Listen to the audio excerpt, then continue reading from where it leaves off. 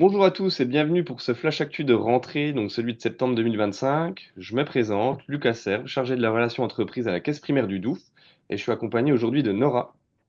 Bonjour à tous, Nora Snemet, chargée de la relation entreprise à la Caisse primaire de Thônes. Et pour ceux qui découvrent les flash actu, concrètement, donc c'est une offre de service qui est présentée conjointement par la Caisse primaire du Doubs et celle de Haute-Saône. Et concrètement, il s'agit d'un format de courte durée qui vise à vous présenter une ou plusieurs thématiques réglementaires et un ou plusieurs points d'actualité. Donc sans plus attendre, on va commencer pour ce flash actu de rentrée avec les sujets qu'on embarque. Donc, comme d'habitude, un premier point réglementation, un deuxième point actualité. Donc, dans un premier temps, on va voir ensemble donc, le sujet d'actualité des CERFA sécurisés qui amène pas mal d'interrogations du point de vue des employeurs. Donc, on va voir tout ça ensemble. Dans un second temps, on verra les signalements d'arrêt de travail en DSN. Et on finira par les déplacements pendant un arrêt de travail, que ce soit en France ou à l'étranger. Merci Lucas. Maintenant, est-ce que tu peux nous expliquer en quoi consistent ces nouveaux CERFA sécurisés? Alors oui, effectivement, donc concrètement, pour contextualiser un petit peu tout ça, quoi. Donc dans le cadre de la lutte contre la fraude, l'assurance maladie se mobilise pour déployer des outils qui visent à garantir la sécurisation et l'authenticité des documents. Donc dans ce contexte-là, la vigilance particulière est portée aux arrêts de travail. Pour un peu illustrer tout ça, donc en 2024, concrètement, les montants détectés au titre des faux arrêts de travail sont en effet élevés, ce qu'on estime à près de 30 millions d'euros, contre environ 8 millions d'euros en 2023. Donc du coup, cette évolution, elle est liée, par exemple, à une augmentation des contrôles par l'assurance maladie, mais aussi par l'apparition d'un grand nombre de sites internet et comptes de réseaux sociaux qui proposent des arrêts de travail sans consultation. C'est ce que nous, on constate en caisse primaire au niveau des pratiques déviantes. Et donc aujourd'hui, il existe déjà du coup l'arrêt de travail dématérialisé, qui permet une télétransmission directe et sécurisée de l'arrêt par le professionnel de santé à l'assurance maladie. Donc ce mode de transmission est vachement plébiscité, puisqu'il représente à peu près 79% des arrêts envoyés. Et donc pour poursuivre notre lutte contre la fraude, l'assurance maladie du coup a mis en place à compter du 1er juillet 2025 un nouveau formulaire CERFA sécurisé pour les arrêts de travail donc qui sont le service sécurisé qui va être utilisé lorsque la télétransmission de l'arrêt n'est pas possible. Il vise enfin, il a pour objectif du moins de réduire les risques de faux documents et d'usurpation d'identité des prescripteurs. Donc concrètement, ce CERFA sécurisé, il comprend 7 points d'authentification. Donc par exemple, une étiquette holographique, une encre magnétique, un QR code d'identification du prescripteur, par exemple. Et ces différents niveaux de sécurisation vont permettre une réduction des risques d'usurpation d'identité des professionnels de santé, une meilleure traçabilité et également une automatisation des dispositifs de contrôle. Donc on reverra par la suite dans le slide le suivant, mais j'attire votre attention en tant qu'employeur parce que ces éléments de sécurisation ne sont pas visibles sur le volet 3, qui est destiné à l'employeur. Mais on va le voir par la suite. Donc, comme je vous le disais, concrètement, mise en place à partir du 1er juillet 2025, donc à compter de cette date-là, l'utilisation du nouveau CERFA par les professionnels de santé est obligatoire lorsque la prescription d'arrêt dématérialisé n'est pas possible, comme je vous le précisais tout à l'heure. Donc, pour vous en tant qu'employeur, ce changement de formulaire n'est pas impactant à votre niveau, puisque le volet 3 qui est destiné, que vous remet votre salarié, ne comporte pas les visuels de sécurisation. Donc, comme aujourd'hui, enfin, comme du moins avant cette date du 1er juillet 2025, vous n'allez pas, vous, en tant qu'employeur, pouvoir refuser un arrêt de travail sur la base de la forme du document reçu, puisque vous n'avez pas le moyen de vérifier concrètement s'il s'agit du CERFA sécurisé ou non. J'attire également votre attention que depuis cette date-là, donc depuis le 1er juillet 2025, les scans et les photocopies d'arrêt de travail ne sont également plus acceptés puisqu'ils sont considérés, eux aussi, comme des faux. Hop. Alors voyons dans un second temps, du coup, les signalements DSN avec Nora. Oui, merci Lucas. Donc en effet, là, vous avez à l'écran un visuel d'un exemple de logiciel, donc une ergonomie, une parmi tant d'autres, vu la multitude de logiciels existants. Par contre, ce qui ne change pas lors de la saisie de votre signalement, ce sont les éléments que nous allons découvrir ensemble. Donc en premier lieu, le risque. Le risque, qu'est-ce qu'on appelle le risque? C'est le motif d'arrêt. Donc, le motif d'arrêt, donc ça peut être de la maladie, maternité, paternité, accident de travail ou de trajet, Un tout petit rappel, j'en profite pour vous rappeler que le temps partiel thérapeutique n'est pas encore embarqué dans le dispositif DSN et que vous devez passer uniquement par Net Entreprise pour réaliser votre attestation de salaire. En deuxième point, donc le dernier jour de travail. Donc en troisième point, la date de fin prévisionnelle, donc qui correspond au dernier jour prescrit sur l'arrêt de travail. En quatrième point, la subrogation, donc vous cochez ah oui.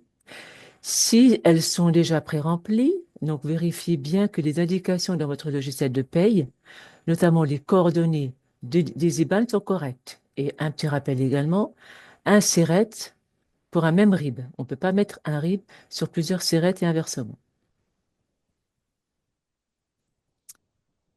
En cinquième point, la date de reprise de travail. Lorsque votre agent reprend son travail, il faut alimenter obligatoirement la date de reprise réelle dans votre logiciel de paye pour clôturer l'arrêt dans le logiciel de paie afin de déterminer la date de fin dans votre logiciel de paie. Et enfin, en dernier point, en cas de reprise anticipée, donc là, il nous faut impérativement il faut saisir un nouvel événement pour nous préciser que le salarié a repris de manière anticipée afin de clôturer, d'arrêter de payer les indemnités journalières à tort et de générer des indus qui pourraient voilà, compliquer un petit peu la saisie des arrêts. Donc en résumé, concrètement, donc au niveau du DJT, donc deux situations sont possibles. Donc dans la première, bah, soit le dernier jour de travail correspond du coup à la veille de l'arrêt, hein, même si c'est pendant un jour férié, pendant un jour de congé payé, pendant un week-end, voilà, donc c'est à la veille de l'arrêt dans la première situation. Dans la deuxième situation, soit le jour de la constatation médicale, si votre salarié, bah, par exemple, a travaillé le même jour, enfin, le même jour que la date de l'arrêt prescrit quoi, par le médecin traitant. Ensuite, concernant en cas de reprise anticipée, donc le faire le plus rapidement possible, faire le plus rapidement possible un nouveau signalement, pardon, afin de pouvoir stopper effectivement le paiement des indemnités journalières. Ensuite, concernant la date de reprise du travail, elle doit être indiquée du coup simplement dans votre logiciel de paye pour alimenter votre DSN mensuel, hein, simplement. Et en cas de subrogation, du coup, donc indiquez les dates maximales de votre convention collective ou accord de branche, hein, pour qu'en cas de prolongation, par exemple, de l'arrêt en question, bah, que ce ne soit pas forcément bloquant si vous souhaitez toujours pratiquer la subrogation et donc le maintien de salaire. Voilà. Alors, ce qu'on peut rajouter, Lucas, donc juste tu reviens un petit peu sur la slide précédente, un petit rappel également, en cas de prolongation, il n'y a absolument rien à faire au niveau employeur. Vous recevez le nouvel arrêt de travail, donc de prolongation, et vous, en tant qu'employeur, vous n'avez aucun signalement à faire pour cette prolongation. Tout à fait, Nora. Merci pour ces précisions. Et ensuite, du coup, le signalement DSN en accident de travail et maladie professionnelle. Hein, donc beaucoup plus avantageux pour vous en tant qu'employeur, hein, puisque voilà, présente quelques avantages. Donc le premier avantage, ça va être d'effectuer un seul signalement DSN qui va générer deux attestations de salaire. Donc vous ne le voyez pas forcément, mais en fait quand vous faites le signalement en DSN pour le risque accident de travail maladie professionnelle, il y a une première attestation au titre bah, accident de travail maladie pro qui va être émise, mais également une seconde attestation au titre maladie qui va permettre de pouvoir faire le versement d'une indemnité, pardon, ce qu'on appelle provisoire. Donc, c'est-à-dire qu'elle est calculée sur les salaires bruts de l'attestation maladie. Donc, dans l'attente de la décision relative à l'instruction du dossier accident de travail, maladie pro. Et donc, il est bien entendu du coup qu'une régularisation de la période indemnisée ben, sera effective aussi automatiquement dès lors que l'accident de trajet sera reconnu hein, au niveau de l'instruction. Et le second avantage, bah, c'est que c'est beaucoup plus simple pour vous hein, et beaucoup plus juste au niveau du flux que vous allez transmettre, car vous n'avez plus besoin de compléter les salaires, bah, tout ce qui va être au niveau des salaires, hein, que ce soit les salaires bruts ou rétablis, les primes éventuelles, parce que toutes ces informations-là sont embarquées directement dans votre logiciel de paye et dans la DSN mensuelle. Donc c'est beaucoup plus simple pour vous. Passons maintenant au deuxième point, donc au niveau de l'actualité, donc au niveau des déplacements pendant un arrêt de travail en France et à l'étranger. Est-ce que Nora, tu peux nous en dire un peu plus à ce sujet-là? Oui, oui, bien sûr, Lucas. Donc, effectivement, depuis novembre 2024, Un assuré n'est plus obligé de faire une demande pour quitter la circonscription de la caisse à laquelle il est rattaché pendant qu'il est en arrêt de travail.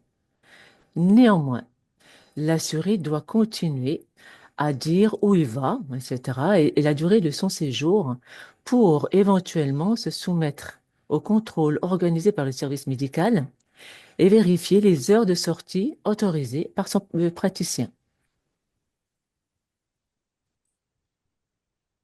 Et en effet, donc concernant pour à l'étranger, donc hors Union européenne, Suisse ou Royaume-Uni, ça va réellement être la convention bilatérale qui va tout déterminer concrètement.